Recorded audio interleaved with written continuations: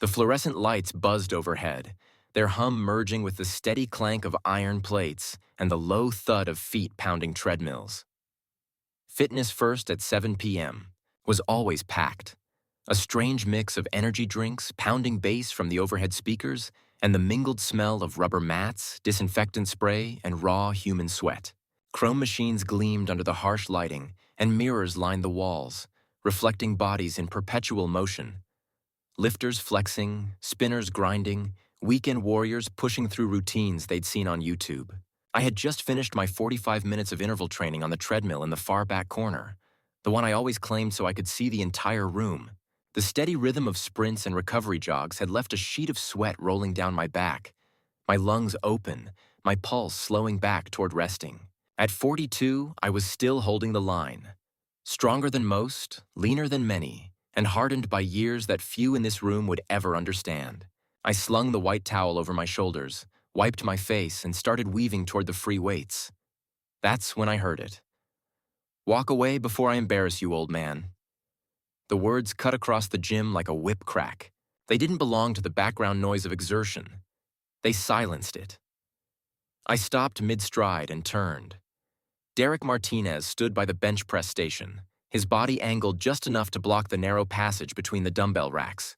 28 years old, maybe 230 pounds of synthetic muscle that looked more inflated than earned. His black tank top clung like shrink wrap, the gold block letters screaming beast mode across his chest. His arms were crossed, biceps flexed to the point of absurdity, veins popping as if to remind the world they existed. The smirk on his face was the kind that invited hatred, calculated, practiced in a mirror. His voice had carried. Too well. Conversations stuttered into silence. Barbells paused mid-rep. Dumbbells hung motionless halfway to shoulders. The room's collective breath seemed to stop, a ripple spreading outward from where we stood. People weren't here for us, but in that instant, they were. Every eye locked onto the unfolding tension. College kids in tank tops stopped stretching. Middle-aged professionals froze with towels halfway to their faces. Even the hardcore lifters, the ones who thrived on aggression, tilted their heads toward us, eager for spectacle. It wasn't the first time Derek had opened his mouth. He'd been circling for months, subtle jabs about my age, smug comments about keeping up with Sarah during her training sessions, whispered remarks he wanted me to overhear. But this was different. This wasn't a barb tossed carelessly. This was deliberate. Public. A gauntlet thrown down in the middle of the weight room. He let the silence stretch, feeding off it, eyes gleaming like he thought he was the alpha predator. Then, louder, "You're not man enough for her." His words dripped arrogance, carried on a voice that thought volume equaled power. His eyes flicked toward Sarah's usual corner of the gym, then back to me, a challenge sharpened to a knife's edge. She needs someone who can push her, someone who doesn't limp through workouts like a weekend warrior who peaked before she even graduated high school. The air thickened, heavy, suffocating. The words weren't just insults. They were a performance, meant for the crowd, meant for Sarah if she happened to hear them, meant to strip me down publicly. I felt my chest tighten, that old familiar coil winding. My heart, which had been settling back into rhythm after the run, began to climb again. Not from exertion this time, but from something deeper. Instinct. The predator inside me stirred, slow and certain. But outwardly, I didn't react. Instead, I smiled. Calm, controlled. The kind of smile that only unsettles those who don't understand it. I turned slightly, my movements deliberate, and walked toward an empty bench near the dumbbell rack. My pace was unhurried, as if his words hadn't even touched me. Behind me, I heard his chuckle. A low, mocking laugh. He thought silence was weakness. That composure was surrender. He thought because I didn't puff my chest like him, I'd folded. If only he knew.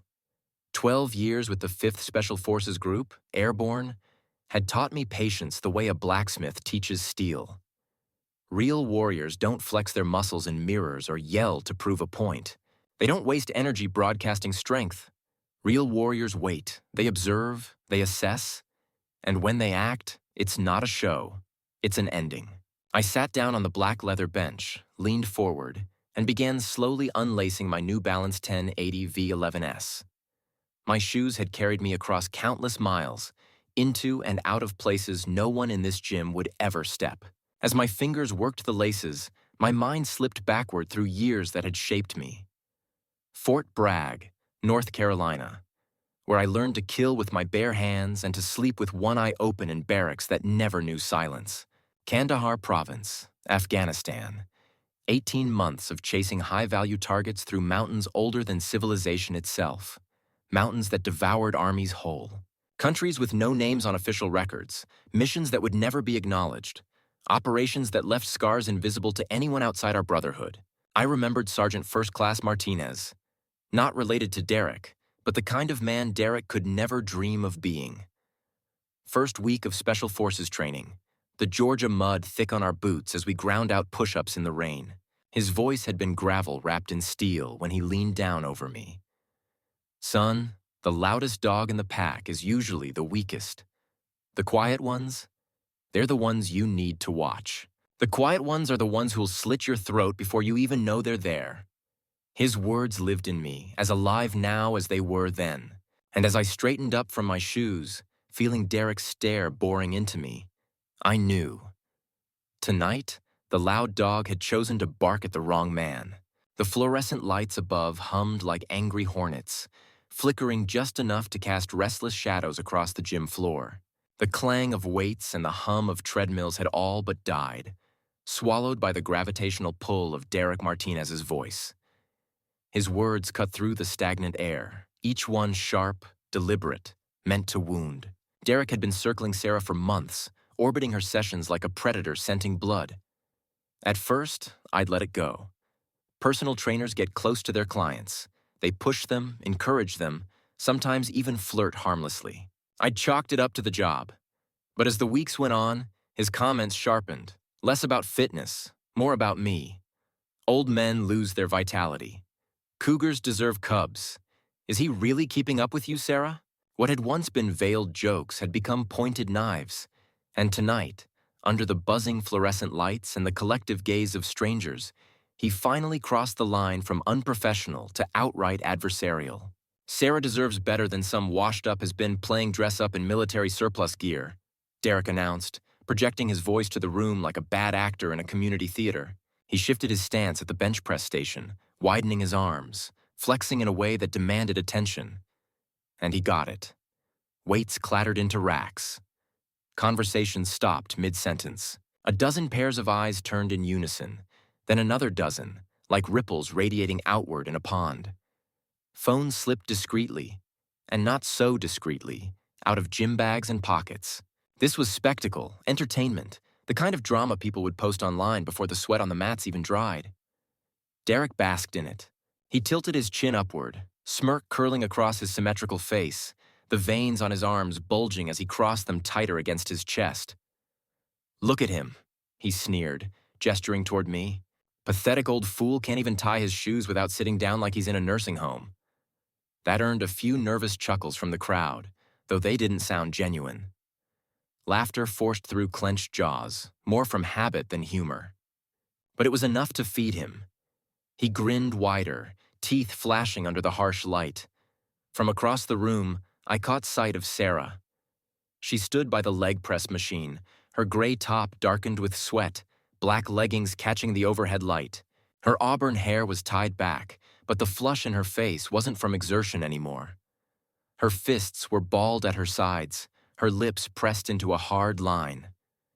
Every muscle in her body radiated tension. Protective, furious tension. She started toward us, her strides quick, purposeful, the crowd parting around her like water around the bow of a ship. But before she could close the distance, I lifted my head, caught her gaze, and gave her the smallest shake of my head. A signal born not of words, but of 15 years of marriage and 3 deployments where communication had to be silent, instant, unquestionable. She froze mid-step. Her jaw tightened, but she obeyed. She trusted me. I lowered my eyes back to my task, slowly, methodically. I finished lacing my left shoe, tugging each eyelet into perfect symmetry, then moved to the right. My fingers moved with deliberate patience, as though each knot mattered more than the storm brewing inches away. In my peripheral vision, I watched Derek. His pacing grew tighter, sharper. His skin flushed redder. His nostrils flared like a bull penned too long. He thrived on reaction. And I was giving him nothing. Nothing but silence. And silence, I knew, was the sharpest blade of all. "Hey, old man, I'm talking to you." His voice pitched upward, cracking under its own strain. Desperation seeped in, thin but noticeable, like the hiss of water slipping through a crack in a dam. He slammed a palm against the steel bar of the bench press, the sound reverberating like a gunshot through the tense room. "You think you can just ignore me? Show me some disrespect in my house?" My house. That told me everything. Derek wasn't just puffing up his chest for Sarah anymore. He was marking territory. But this wasn't his house. He didn't own this gym. He didn't own the ground beneath our feet, no matter how much he flexed and claimed it. He was an employee, nothing more. But in his mind, this was his kingdom, and I was the trespasser he needed to dethrone. I said nothing. The crowd around us swelled, pulling in stragglers from the cardio section, the pool, even the juice bar near the entrance. I could hear the faint shuffling of feet, whispered speculation, the low electronic click of phones switching to record. The air was thick, electric, humming with the kind of anticipation that makes strangers stand shoulder to shoulder just to witness confrontation. "You know what your problem is, Thompson?" Derek barked, pacing now like a panther in a cage too small to hold him. His shadow stretched long under the harsh fluorescence, his bulk blotting out the mirrored wall behind him. He turned on his heel and jabbed a thick finger in my direction. "You're living in the past. You're nothing. Whatever you were, whatever tough guy fantasy you're running through your head, it's over. Done. Finished." He paused, and his grin spread like rot. "Sarah needs a real man now. Someone who can protect her, provide for her, satisfy her needs." That last word oozed from his mouth like poison.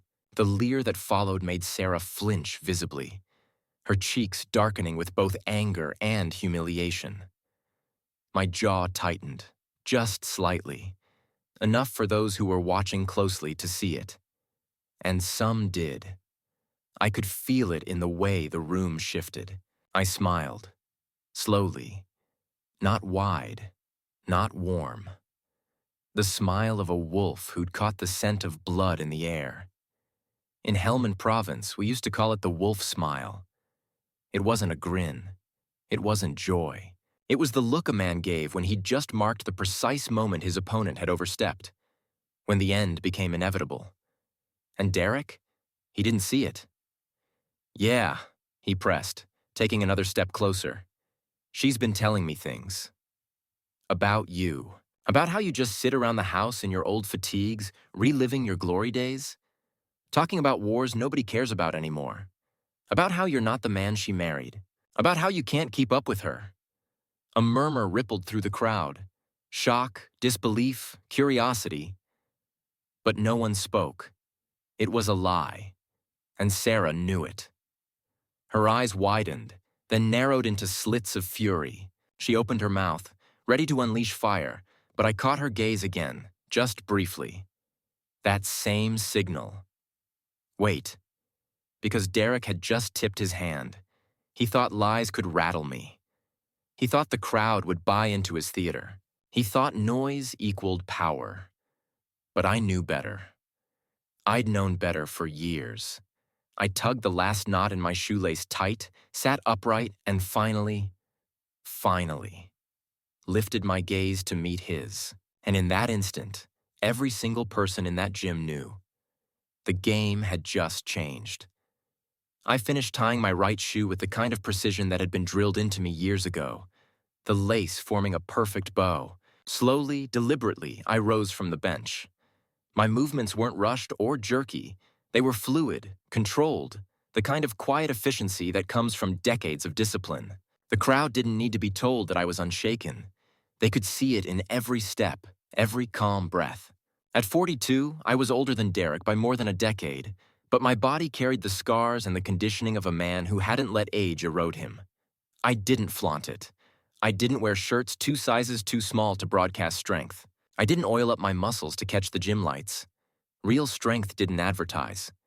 Real strength existed, quietly, waiting.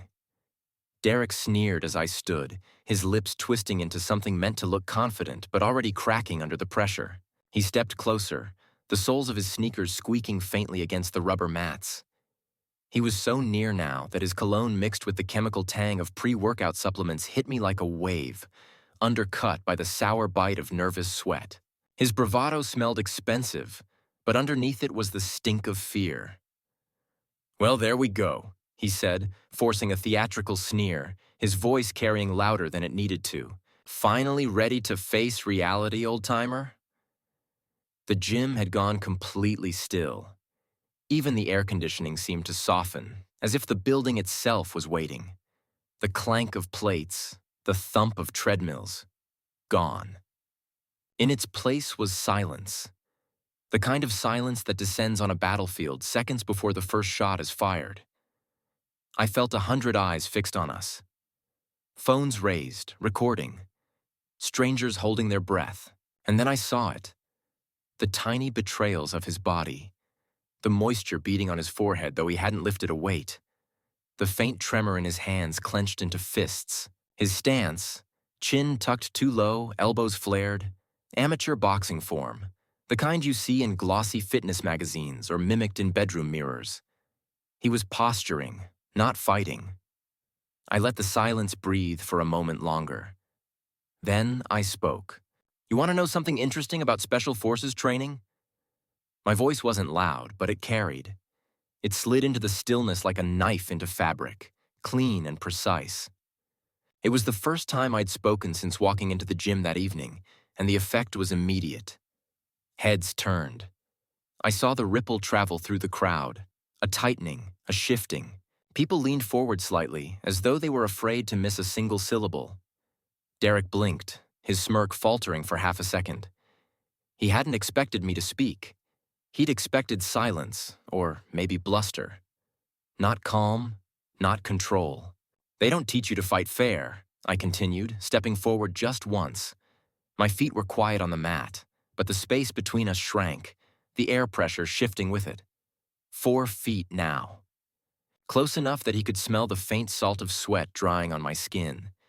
Close enough that he could see the calm in my eyes. They don't teach you poses. They don't teach you intimidation tactics.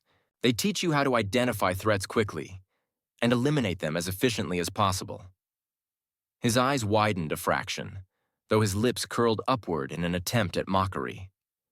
"Threats?" he repeated, his voice trying to stay steady. Then he laughed, short and forced, the sound bouncing awkwardly off the mirrors and racks of dumbbells. "What are you going to do, old man? Bore me to death with war stories? Show me some ancient karate moves you picked up from watching movies?" I stepped forward again, closing the gap to 3 feet. That was close enough. Close enough for him to see the truth in my face. Close enough for me to smell the nervousness fighting through his cologne. Close enough that if he swung, I'd know it before he did. "The thing about real combat," I said, my tone still level, conversational, almost casual, "is that it's nothing like the movies. There's no dramatic music swelling in the background. No slow-motion hero shots. No clever one-liners. Combat is quick. It's brutal. And it's usually over before the other guy even realizes it started." A hush rolled over the room. You could hear the faint buzz of a neon light over the juice bar. Someone near the dumbbell rack muttered something under their breath, then went silent. All around us, the crowd leaned inward, caught between anticipation and dread. Derek's mask was slipping now. His fists loosened, then clenched again. His breath came faster, shallower. His eyes darted just for an instant to the phone's recording, to the faces staring. He'd wanted a performance, but suddenly the stage lights were burning too hot. "You're trying to intimidate me with tough guy talk?" he said, but his voice had changed. There was no triumph in it anymore, no mockery. It had the upward lilt of a question, the sharp edge of doubt slicing through the words. I tilted my head slightly, letting him hear the patience in my reply.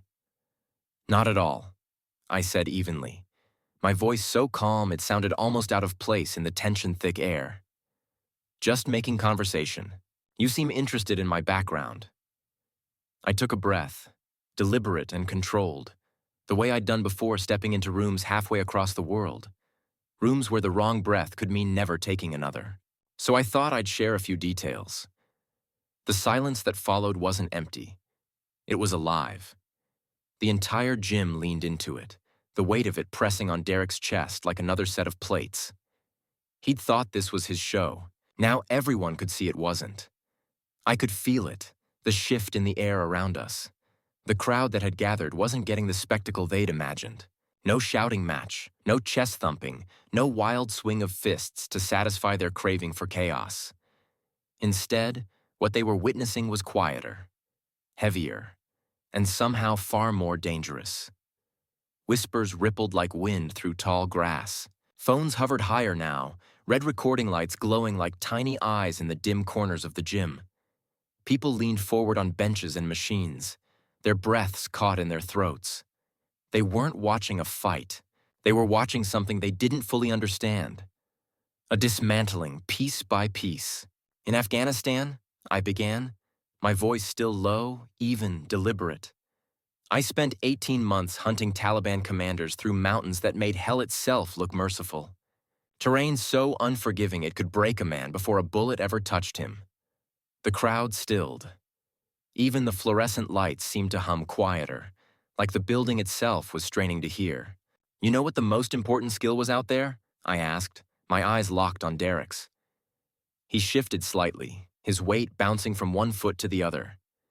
His bravado had slipped away entirely now, leaving a flicker of uncertainty in its place. Still, he shook his head, caught in the gravity of my words, unable to look away. "Reading people," I said. "Understanding their motivations, their fears, their breaking points. Being able to tell, within 30 seconds of meeting someone, whether they were a genuine threat or just a scared kid playing soldier." I let the words hang there, my gaze boring into him, and something in me must have shifted, because Derek moved without meaning to.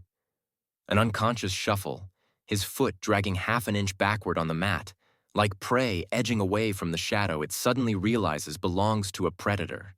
The crowd noticed. The whispers grew louder. Someone let out a low whistle. Sarah was closer now, though she hadn't moved from where I'd signaled her to stop. Her eyes locked on mine, steady, proud, her fists no longer clenched. She knew. She could see it. Derek was unraveling. I tilted my head slightly, letting the pause stretch, letting the silence squeeze tighter around his throat. Then I asked softly, conversationally, as though we were two old friends at a bar, "And you know what I've learned about you over the past 8 months, Derek?" His Adam's apple bobbed as he swallowed. His hands were no longer fists, just twitching, uncertain things hanging uselessly by his sides. When he spoke, his voice didn't carry anymore. It was thin, frayed, a thread threatening to snap. "What?" he whispered. I took half a step closer, close enough for only him, and the front row of the crowd, to hear the calm certainty in my words. "You're not a threat." The room seemed to fold in on itself, a collective intake of breath, hundreds of lungs tightening at once. I leaned in just enough that he could see the quiet smile ghosting my lips. The wolf smile. "You're just scared." The words hit harder than any punch could. His pupils dilated, his nostrils flared. Sweat rolled down from his temple, tracing a line across his perfectly sculpted cheek. The crowd didn't laugh. They didn't cheer. They felt it. That single sentence had punctured him deeper than any blow ever would. Derek opened his mouth, but no sound came. His throat worked uselessly, like a man drowning in air. His eyes flicked wildly, to the phones recording, to the crowd circling, to Sarah standing tall behind me. Then back to me. And he knew. They all knew. The fight was already over. That's when he made his mistake. Whether it was desperation, embarrassment, or just pure stupidity, Derek decided that words weren't working and it was time to escalate things physically. He reached out with his right hand to grab my shirt, probably intending to shove me backward in some alpha male display that would reassert his dominance in front of the crowd. He never got the chance. The moment his hand moved toward me, 12 years of training kicked in automatically like a computer program executing pre-written code. My right hand shot up, catching his wrist in a grip that stopped his motion completely. My left hand found the pressure point just below his elbow, and I applied precisely calibrated force. Enough to cause intense pain, but not enough to cause permanent damage. Derek's eyes went wide with shock and agony. He tried to pull away, but he might as well have been trying to move a mountain. The look of confusion on his face was almost comical. This wasn't how he'd imagined this confrontation playing out. In his mind, the old man should have been lying on the floor by now, humiliated and defeated. "Here's what's going to happen," I said quietly, my voice still calm and conversational despite having complete physical control of a man 30 pounds heavier than me. "You're going to apologize to my wife for your inappropriate comments and behavior over the past few months. You're going to submit your resignation as her trainer, effective immediately. And you're going to leave this gym tonight and never come back." "You can't make me," he started to say, then stopped abruptly as I adjusted my grip slightly. The increase in pressure was minimal, but the pain was clearly excruciating. His face went pale and sweat began running down his forehead. "I'm not making you do anything," I said patiently. "I'm simply explaining the consequences of your choices. You chose to disrespect my wife. You chose to challenge me publicly. You chose to put your hands on me first. Now you get to choose how this ends." The entire gym was watching in stunned silence. Some were still holding their phones, but most had forgotten to record anything. This wasn't the dramatic brawl they'd expected. It was something else entirely. Something that felt more like a nature documentary showing a predator subduing its prey. "I can maintain this position indefinitely," I continued, my grip remaining perfectly steady. In Afghanistan, I once held a Taliban commander in a similar hold for 47 minutes while waiting for extraction. He eventually lost consciousness from the pain, but I maintained the hold until my team arrived with the helicopter. Derek's breathing was becoming labored now, and I could see him starting to panic as the reality of his situation became clear. He was completely helpless, held in place by someone he'd dismissed as an over-the-hill weakling. "Please," he gasped. "Please, I get it." "Get what?" I asked. I was wrong. I'm sorry. I'll apologize to Sarah. And I'll quit as her trainer. And I'll leave the gym and never come back." I held the position for another 10 seconds, letting the lesson sink in completely, then released him with the same controlled movement I'd used to capture him. Derek stumbled backward, cradling his arm and staring at me with a mixture of fear and bewilderment. "Sarah," I called across the room without taking my eyes off Derek, "would you mind coming over here?" My wife approached cautiously, her expression unreadable. She'd seen me in action before, during a home invasion attempt 3 years earlier when 2 men had broken into our house while we were sleeping. But she'd never seen me handle someone in such a public setting, with such clinical precision. Derek straightened up as much as he could and looked at Sarah with what appeared to be genuine remorse. "Mrs. Thompson," he said, his voice shaky, "I want to apologize for my behavior tonight and over the past few months. I was completely out of line, and I disrespected both you and your marriage. My comments were inappropriate and unprofessional. I'm resigning as your trainer, effective immediately." Sarah looked at me, then back at Derek.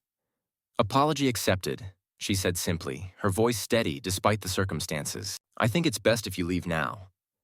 Derek nodded quickly and began gathering his things from around the gym. A water bottle, a towel, a clipboard with training schedules. The crowd started to disperse slowly, conversations resuming in hushed tones. Several people approached me with expressions ranging from admiration to curiosity, but I politely declined to discuss what had happened. As Derek headed toward the exit, struggling slightly with a gym bag that suddenly seemed too heavy for him, He paused near where I was sitting and spoke in a voice only loud enough for me to hear. "I Googled you," he said quietly. "After Sarah mentioned your military background a few weeks ago, I thought she was exaggerating, making you sound more impressive than you really were."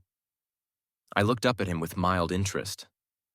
"And Silver Star with Oak Leaf Cluster, Bronze Star with V Device for Valor, 3 Purple Hearts, 12 years with the 5th Special Forces Group, 2 tours in Iraq, 3 in Afghanistan."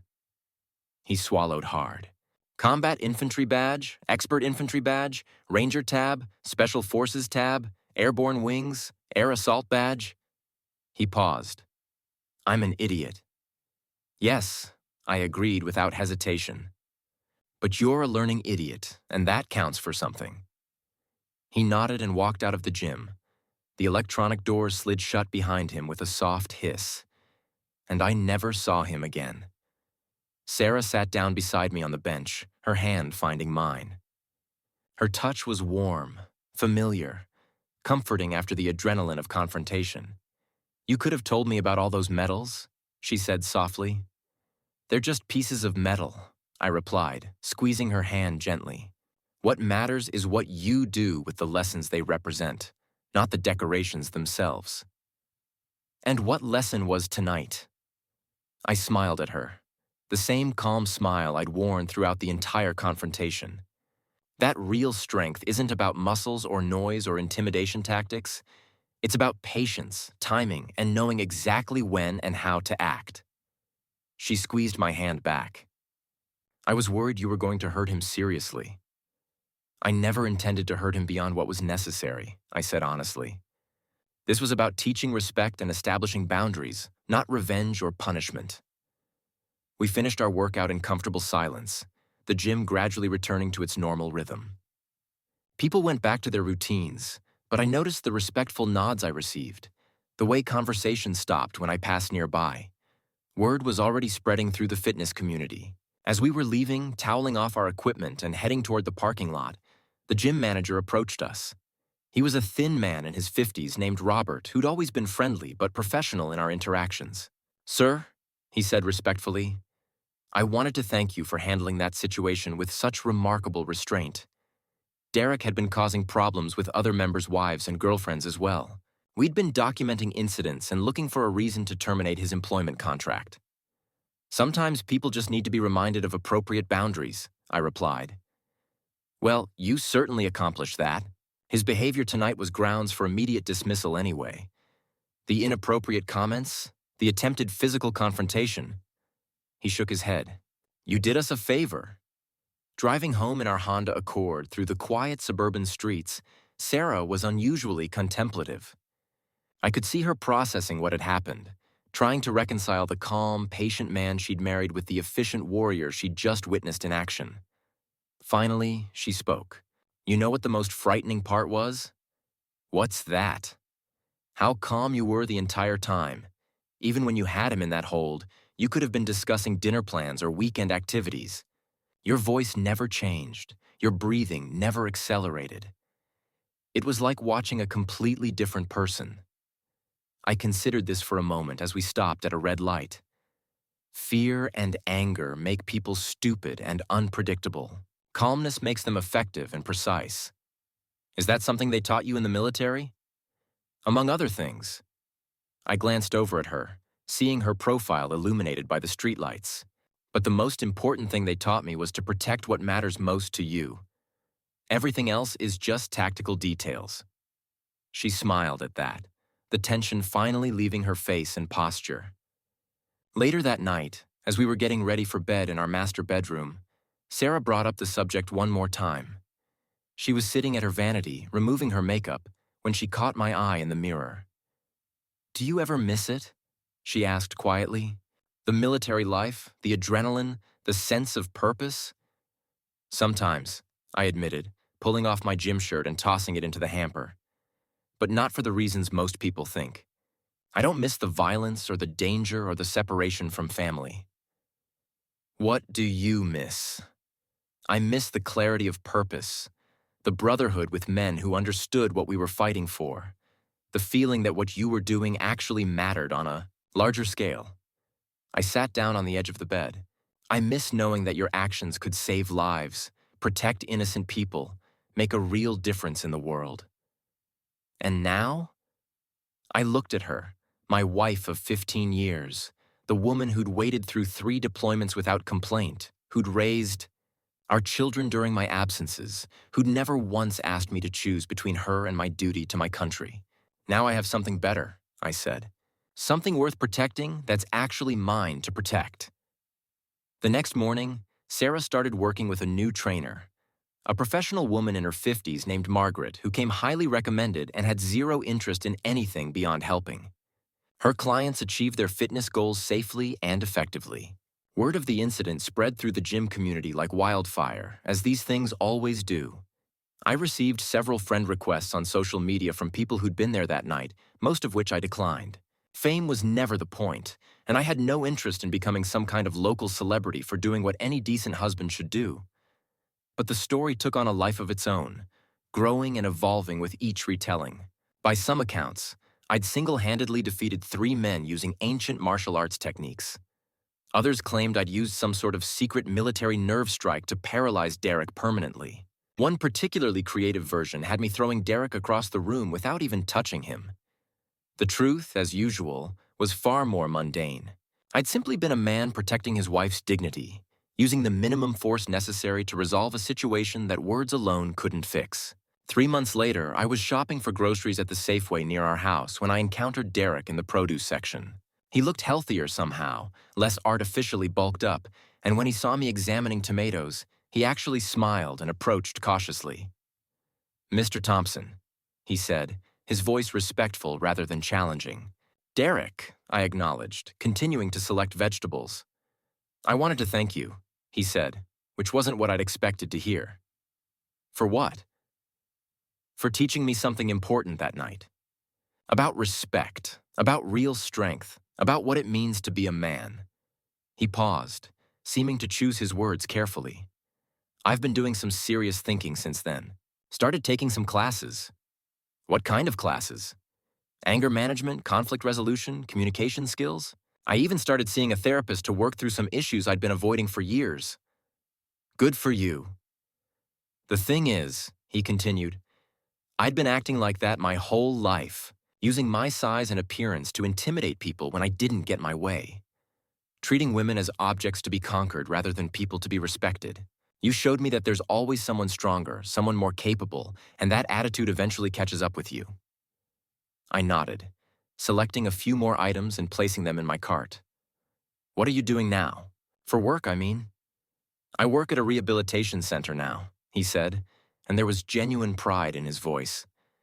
"Helping injured veterans get back into physical therapy and fitness programs. Turns out when you stop trying to prove how tough you are, you can actually help people instead of just intimidating them." We shook hands before parting ways.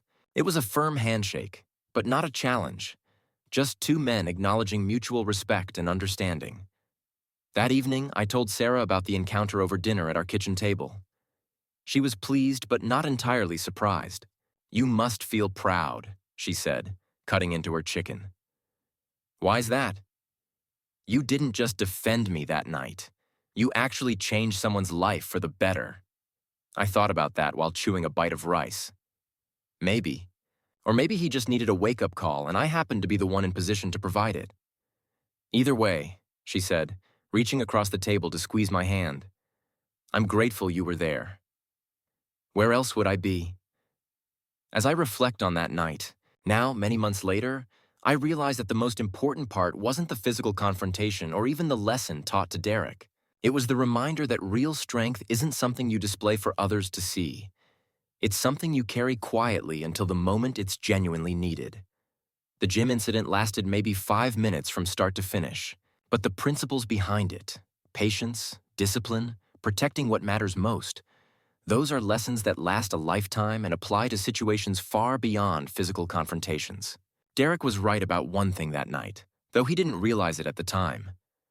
By the moment I finished lacing my shoes, it was already too late for him. Not because I was planning violence or looking for a fight, but because he'd revealed everything I needed to know about his character, his motivations, his weaknesses, and his limitations. In those few minutes of silent preparation, while he was posturing and making threats, I'd assessed the entire situation, identified the most effective response, and prepared myself mentally for what needed to happen. The physical confrontation was just the inevitable conclusion to a battle that had been won the moment I chose calm analysis over emotional reaction. That's the real lesson from that night at the gym. Strength isn't about muscles or noise or intimidation tactics. Real strength is patience, timing, and knowing exactly when and how to act. And sometimes, the most powerful thing you can do is simply tie your shoes carefully and wait for the perfect moment to respond.